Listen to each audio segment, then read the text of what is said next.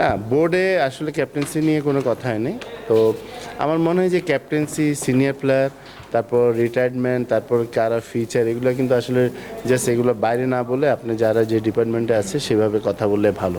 কারণ এটা বাইরে গেলেই কিন্তু আপনার প্রেশারটা অনেক চলে আসে, এবং প্রেশারে কিন্তু নর্মাল ক্রিকেট খেলাটা ডিফিকাল্ট হয়ে যায়, যেটা আমাদের হচ্ছে। এবং আমার মনে হয় যে যেহেতু আমাদের বোর্ডে সবাই আছেন, সবাই ব্যাকগ্রাউন্ডে ক্রিকেট প্লেয়ার ছিলেন ওনারা, তো আমার মনে হয় এইসব নিজেরা আলাপ আলোচনা করলে ভালো। এবং যে ক্যাপ্টেন্সি নিয়ে ইনফ্যাক্ট ওই ধরনের কোনো কথা আমাদের মধ্যে হয়নি, বাট তারপরে আমি মনে করি যে যে ফরম্যাটে যেই ক্যাপ্টেন হবে ওকে পুরো দায়িত্বটা নিতে হবে, এবং ওর পারফরমেন্স হলো মেইন। ও যদি পারফরমেন্স করতে পারে তাহলে টিমকে খুব ভালোভাবে সে পরিচালনা করতে পারবে। এটা তো আসলে প্লেয়ারদের আপনার অপশনের উপর এটা ডিপেন্ড করে। আপনি দেখেন অন্য সব দেশের কিন্তু আপনার 3 ফরম্যাটে 3 ধরনের প্লেয়ার আছে, কিন্তু বাংলাদেশে ম্যাক্সিমাম কিন্তু আপনার ম্যাক্সিমাম প্লেয়াররা কিন্তু 3টা ফরম্যাটে খেলছে।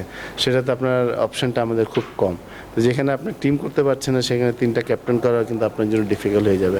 বাট একটু আগে যেটা আমি বললাম যে ক্যাপ্টেন ওরকম হইতে হবে যে ভালো লিড দিতে তখনই পারবে যদি ও ভালো পারফর্ম করে। তো এখন আমাদের ওই পারফর্মারটা আগে খুঁজে বের করতে হবে।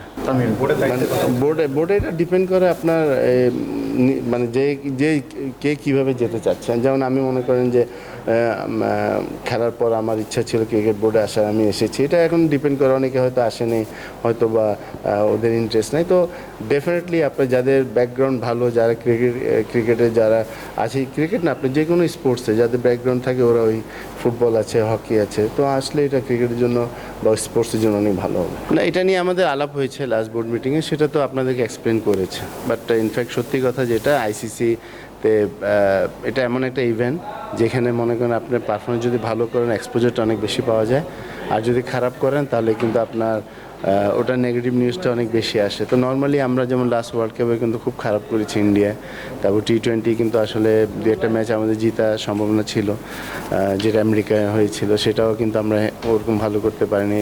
রিসেন্টলি আমরা প্রথম 2টা ম্যাচ হেরে খুব ব্যাকফুটে চলে গিয়েছি। বাট ইনফ্যাক্ট সত্যি কথা যেটা, আমরা আসলে ওরকম ভালো ক্রিকেট খেলছি না।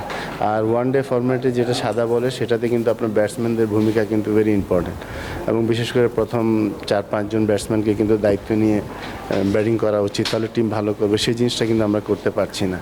তো এগুলো নিয়ে আপনার যতই হোক আলাপ আলোচনা বলেন, যতই কিছু বলেন, এটা আসলে অনেক দেরি হয়ে গেছে। অনেক দিন থেকে আমরা এই সাফার করছি। এটা যত তাড়াতাড়ি সম্ভব ইমিডিয়েটলি এই জায়গা থেকে আমাদেরকে বের হয়ে আসতে হবে, আদারওয়াইজ এটা ডাজেন্ট লুক গুড।